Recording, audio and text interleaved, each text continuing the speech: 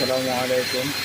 কিছু ভিডিও না করলে নয়, ওইদিন ভিডিও করছিলাম, আপনারা কেউ শেয়ার করেন না। আজকে আবারও একটা ভিডিও বানাতে আসছি বাধ্য হয়ে, যাতে বর্তমানে যে সরকারে আসুক না কেন, সরকারের যাতে এই কথাটা মাথায় রাখে, এই জন্য বলা। আমার একটা আবদার আছে,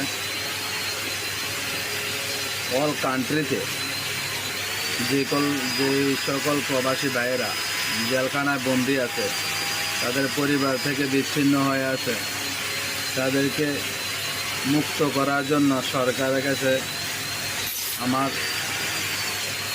এটা আবদার থাকলো, এবং বাংলাদেশ সকল মুসলমান ভাইদের পক্ষ থেকে এটাই নতুন সরকারের কাছে তাদের তাগাদ থাকবে।